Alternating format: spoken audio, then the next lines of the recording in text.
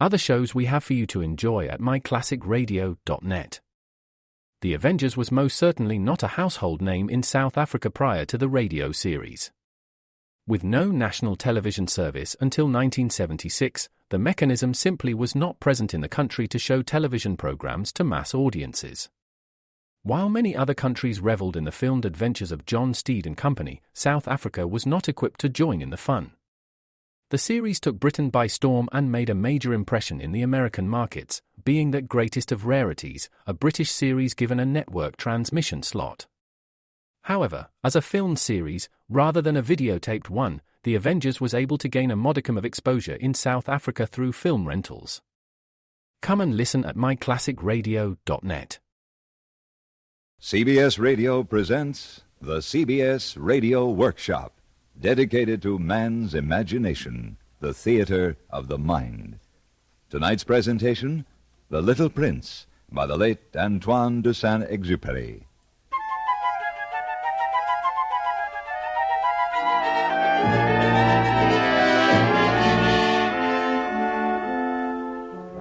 Years ago, I had an accident with my airplane in the desert of Sahara. Something was broken in my engine. Being alone, I set myself to attempt the difficult repairs.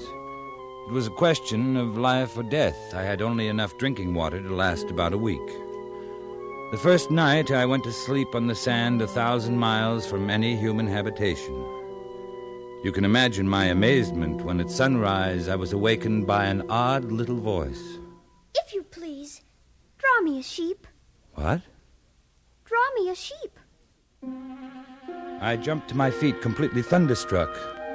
I saw a most extraordinary small person who stood examining me with great seriousness. He seemed neither to be fainting from fatigue or hunger, or thirst or fear. When I was able to speak, I said, "What are you doing here?" If you please, draw me a sheep. I don't know how to draw. That doesn't matter. Draw me a sheep.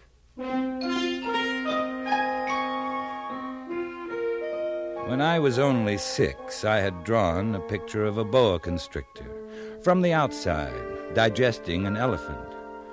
The grown-ups couldn't understand it. They told me it looked like a hat. They advised me to lay aside my drawing and devote myself to geography, history, arithmetic, and grammar. I did because it's tiresome for children to be always and forever explaining things to them. Would you please draw me a sheep? The little fellow was so insistent, I took out my pen and some paper. Since I had never drawn a sheep, I drew for him my picture of the boa constrictor that looked like a hat. No. I do not want an elephant inside a boa constrictor. A boa constrictor is very dangerous, and an elephant is cumbersome. Where I live, everything is very small. What I need is a sheep. Please draw me one. I made several attempts. Then, being in a hurry to start working on my engine, I tossed off a drawing of a box that had some air holes in it and explained that the sheep was inside. That is exactly the way I wanted it. Do you think this sheep will require a great deal of grass? Oh, there will surely be enough. It's a very small sheep I've given you. Not so small. Look through the air hole. My sheep has gone to sleep.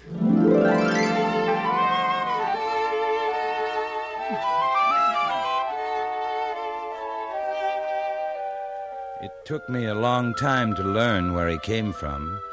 It was only from words dropped by chance that little by little everything was revealed to me. I learned, for example, that the little prince came from another planet, and that his planet was scarcely any larger than a house. I should remind the grown-ups that in addition to the great planets, there are hundreds of others, some too small to be seen through telescopes, called asteroids, which are designated by numbers. The planet the little prince came from is asteroid B612.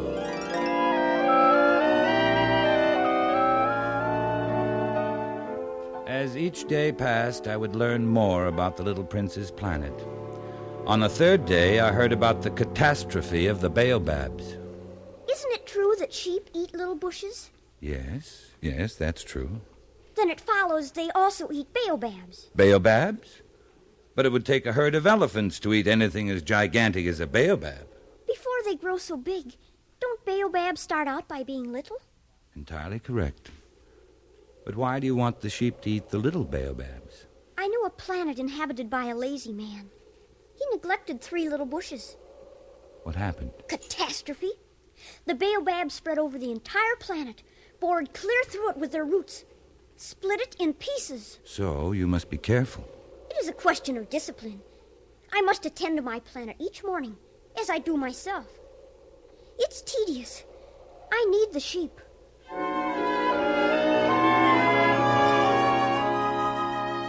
On the 5th day, thanks to the sheep, the secret of the little prince's life was revealed to me. If a sheep eats little bushes, does it eat flowers, A too? sheep eats anything it finds in its reach. Even flowers that have thorns? Yes, even flowers that have thorns. The thorns. What use are they? Don't you ever let go of a question once you've asked it. Can't you see I'm busy fixing my plane? There's so little drinking water left, I must finish the repairs. But you haven't answered my question. All right. The thorns are of no use at all. Flowers have thorns just for spite. Oh! I don't believe you. Flowers are weak creatures. They are naive. They reassure themselves as best they can. They believe that their thorns are terrible weapons.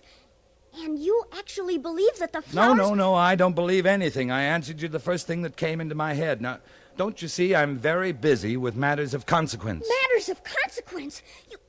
You talk just like the grown-ups. The flowers have been growing thorns for millions of years. For millions of years, the sheep have been eating them just the same. It is not a matter of consequence to try to understand why the flowers go to so much trouble to grow thorns which are never of any use to them. Now, just a moment. If I knew one flower which is unique in the universe, which grows nowhere but on my planet, which one little sheep can destroy in a single bite some morning without even noticing what he is doing, you think that is not important? I'm sorry. I didn't realize. Now, the flower you love is not in danger. I'll draw you a muzzle for your sheep. I'll draw you a railing to put around your flower. I didn't know what else to say to him. Night had fallen. I'd let my tools drop from my hand. Of what moment now was my hammer, or thirst, or death? There was a little prince to be comforted.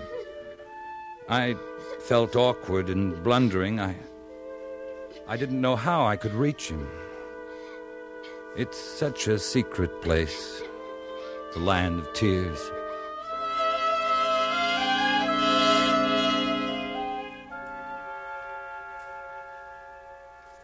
So that's why you left your tiny home on asteroid B612. It was love. Love for a flower unique in all the universe. At first I was captivated by her beauty. Very quickly she began to torment me with her vanity, and soon I came to doubt her. Was she the only flower on your planet? Oh, no.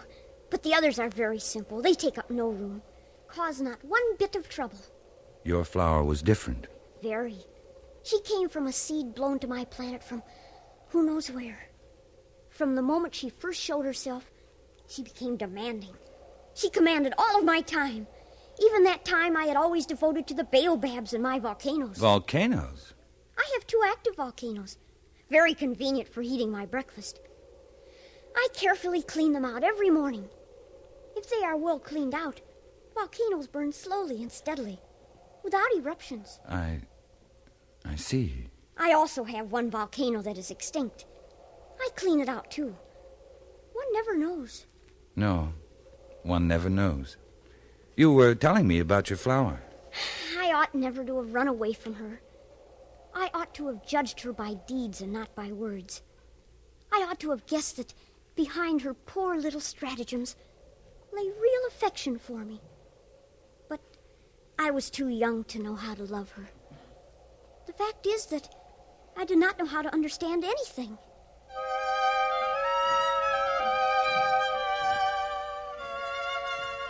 And so it was that the little prince fled from the proud flower he loved but could not understand. To escape from his planet, the little prince took advantage of the migration of a flock of wild birds. he found himself in the neighborhood of asteroids number 325, 326, 27, 28, and 329. He began to visit them in order to add to his knowledge. The first asteroid was inhabited by a king clad in a royal purple and ermine who was seated upon a magic throne. The king was elated when he saw the little prince coming. Ah, a subject. Approach so that I may see you better. The king felt consumingly proud of being at last king over somebody. The little prince looked everywhere for a place to sit down, but the entire planet was crammed and obstructed by the king's magnificent robe. So he remained standing. Since he was tired, he yawned. It is contrary to etiquette to yawn in the presence of a king. I forbid you to do so. I can't help it. I have come on a long journey and have had no sleep. Ah, then I order you to yawn. Come now, yawn again. That's an order. That frightens me. I cannot anymore. Well, then I order you sometimes to yawn and sometimes not to. Look here, I insist that my authority be respected. I tolerate no disobedience. I am an absolute monarch. However, I always make my orders reasonable. That is very wise. Oh, of course. If I offered a general to change himself into a seabird and he did not, it would be my fault, not his. May I sit down? Yeah, I order you to do so. Here, I shall move my robe. Sire, I beg that you will excuse my asking a question. I order you to ask me a question. Sire, you are alone here. This planet is tiny. Over what do you rule? Over everything. Over everything? You mean the other planets and all the stars? Oh, over all that. Oh, that's marvelous. You can see a sunset whenever you wish. Oh, sire, I should like to see a sunset. Do me that kindness. Order the sun to set. If I ordered a general to fly from one flower to another like a butterfly, or write a tragic drama, or change himself into a seabird, and if he did not, which of us would be wrong? You. Exactly. One must require from each one only the duty he can perform. I have the right to require obedience because my orders are reasonable. But my sunset? You shall have it. I shall command it. When, sire? Well, I shall consult my almanac. Here we are. That will be this evening about 20 minutes to 8. And when I give the order, you see how well I'm obeyed. I see. Oh, I have nothing more to do here, so I shall set out on my way again. Oh, do not go. Do not go. I'll make you a minister. Minister of what? Minister of Justice. Yeah, that's it, Minister of Justice. But there is nobody here to judge. Well, then you shall judge yourself. It's far more difficult to judge oneself than to judge others. I can judge myself anywhere. I have good reason to believe that somewhere on my planet there is an old rat.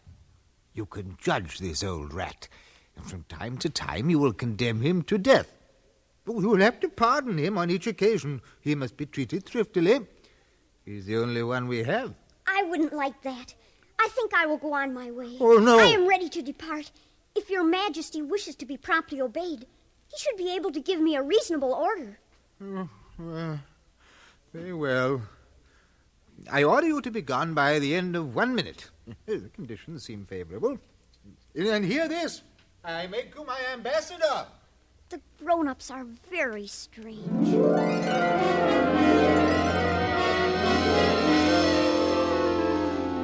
The second planet was inhabited by a conceited man who thought the little prince had come to admire him. I am about to receive a visit from an admirer. Good morning. That is a queer hat you are wearing. It is a hat for salutes. I raise it in salute when people acclaim me. Oh, unfortunately, nobody at all ever passes this way. Oh? Clap your hands one against the other. All right. You see? I now raise my hat in salute. Do it again. Thank you. Thank you. Wouldn't you like to applaud me again? Well, no. But you really do admire me. What do you mean? Well, you regard me as the handsomest, the best dressed, the richest, and most intelligent man on this planet. But you're the only man on your planet. Well, do me this kindness. Admire me just the same. Very well. I admire you. Ah, thank you. Thank you, and goodbye. Now, what is there in that to interest him so much? The grown-ups are certainly very odd.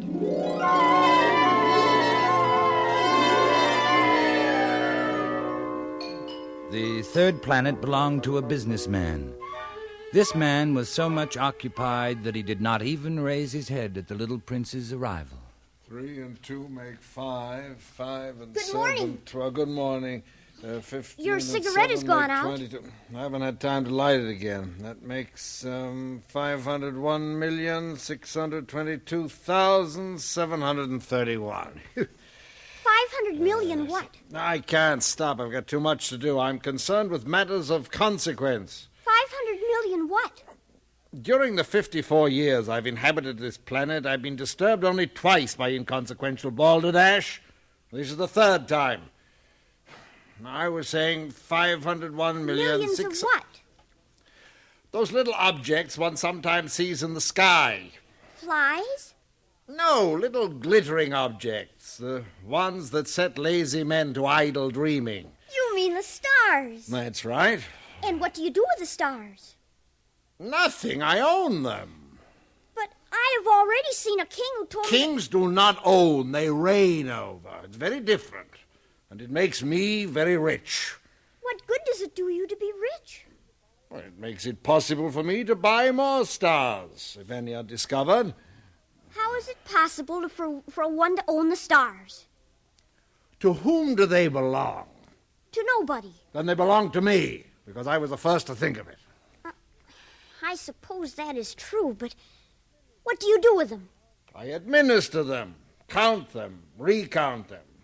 It's difficult, but I am a man who is interested in matters of consequence. You cannot pluck the stars from heaven. No, but I can put them into the bank. Whatever does that mean? I write the number of my stars on a paper. I put the paper into a drawer and lock it with a key. Is that all? It is enough.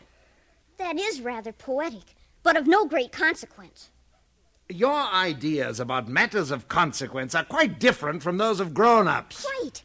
I myself own a flower, which I water every day. I own 3 volcanoes, which I clean out every day. It is of some use to my volcanoes and my flowers that I own them. You are of no use to the stars. Balderdash! Now, let's see, where was I? 342, 77 plus 89... The grown-ups are altogether extraordinary.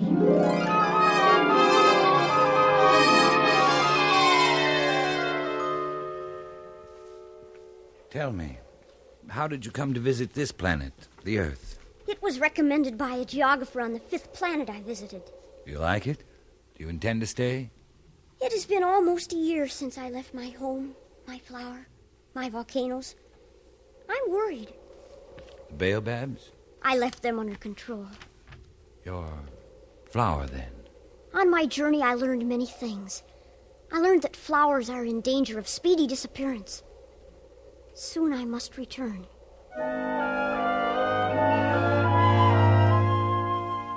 It had been 8 days since my accident in the desert.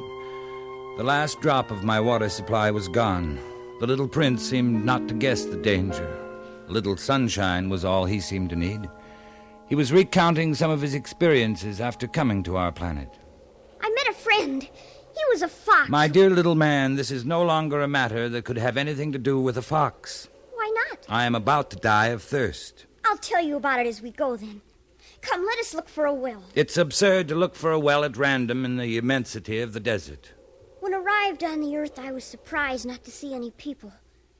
It was explained to me that I had landed on the desert. Your friend the fox told you this? No, It was a little gold-colored snake. A funny little animal. No thicker than a finger. A little yellow snake, but they're deadly. Not deadly, but more powerful than the finger of a king. He could have struck you fatally. He told me he could help me someday.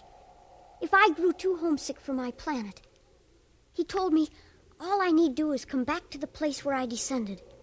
He would meet me there. Are you so homesick then? It is very close to the anniversary of my arrival. At that time, my planet will be right overhead. I shall be unhappy if you go. That is what the fox said. It was his fault. He wanted me to tame him. Tame him? It was when I wandered into a garden filled with flowers. There were thousands of them, precisely alike. They called themselves roses. I was broken-hearted. Because of the roses? They were all exactly like my flower. A flower I thought to be unique in all the universe. Oh. The fox made me understand, to have hope again. He wanted me to tame him because it would establish ties and make him different from all the other foxes. I'm beginning to understand. I looked again at the roses. They were beautiful, but one would not die for them. My rose is more important than all the others because it is she that I have watered. It is she I have put under a glass globe, sheltered from the wind behind a screen. Listened to when she grumbled or boasted. She is my rose. And your friend the fox? When I met him, he was as yet nothing. Just a fox like thousands of other foxes. But I have made him my friend. And now he is unique in all the world. You have learned a secret. A simple secret. It's only with the heart that one can see rightly. What is essential is invisible to the eye. Men have forgotten that you become responsible forever for what you have tamed. I am responsible for my rose.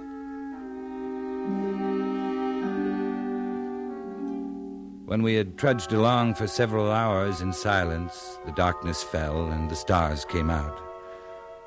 The little prince dropped off to sleep.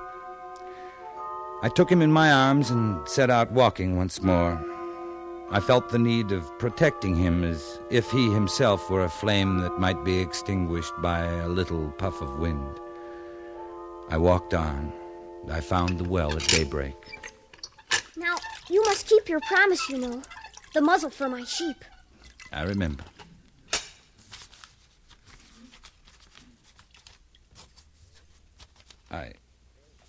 I'm afraid it's not very good. This will be all right. You have plans I don't know about. Tomorrow will be the anniversary of my descent to the earth. And your star will be just above? You must return to your work on the engine now. I will be waiting here. Come back tomorrow evening. I'm a little frightened. Remember the fox. One runs the risk of weeping a little if one lets himself be tamed. I was not reassured. I did not want to lose my little friend. I pretended to go, but returned and hid behind a rock. I could not see to whom the little prince was speaking. This is the exact spot. At the right time. You have good poison. You are sure you will not make me suffer too long. My heart jumped to my throat. I looked around the rock. Before me, facing the little prince, was one of those yellow snakes that take just 30 seconds to end your life. I dug into my pocket for my gun and started to run. The snake let himself flow across the sand like the dying spray of a fountain and disappeared among the stones.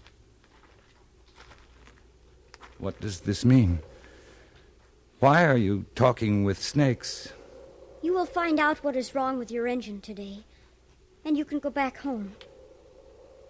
I, too, am going home today. It is much farther, much more difficult. I want you to stay a while longer. I have your sheep and the sheep's box, and I have the muzzle. Little man, I want to hear you laugh again. Tell me it's only a bad dream, this affair of the snake. the meeting place, the star. At night you will look up at the stars. My star will be just one of the stars for you.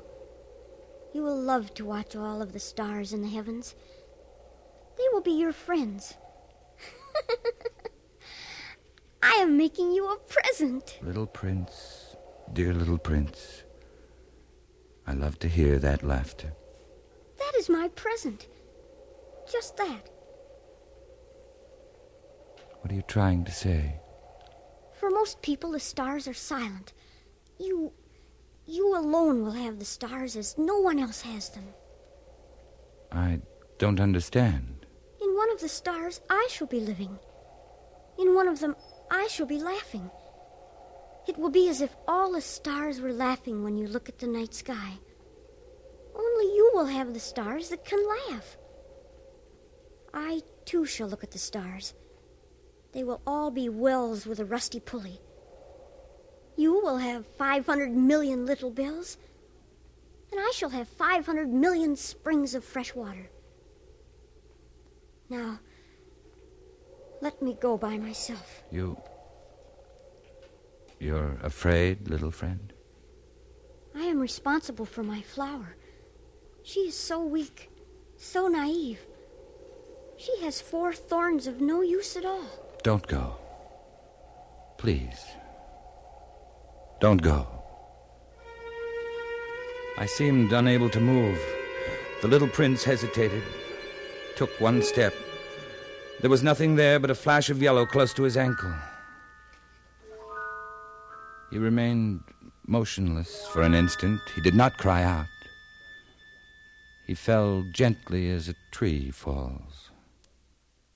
There wasn't even any sound because of the sand.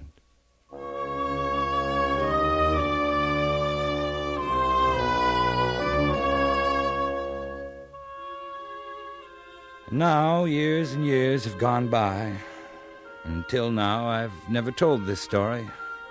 My sorrow is comforted a little. Not entirely, but I know he did go back to his planet. His body was not there at daybreak. At night, I love to listen to the stars. It's like 500 million little bells. But there is one extraordinary thing. When I drew the muzzle for the little prince, I forgot to add the leather strap to it. He will never have been able to fasten it on his sheep. So now I keep wondering what's happening on his planet. Perhaps the sheep has eaten the flour and the little bells are changed to tears. Here, then, is a great mystery. Nothing in the universe can be the same if somewhere a sheep that we have never seen has, yes or no, eaten a rose. And no grown-up will ever understand that this is a matter of so much importance.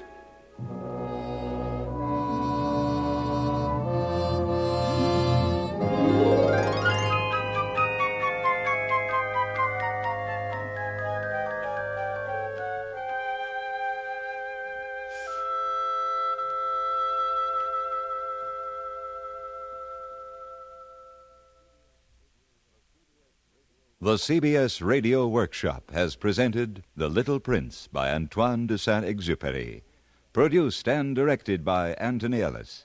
The script was adapted for radio by Frank Taussig.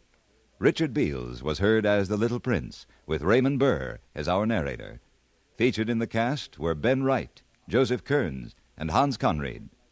Music for tonight's workshop was composed by René Garrigank and conducted by Wilbur Hatch. This is Hugh Douglas inviting you to join us again next week when, from New York, we present H.L. Mencken, The Story of a Journalist. That's next week on the CBS Radio Workshop.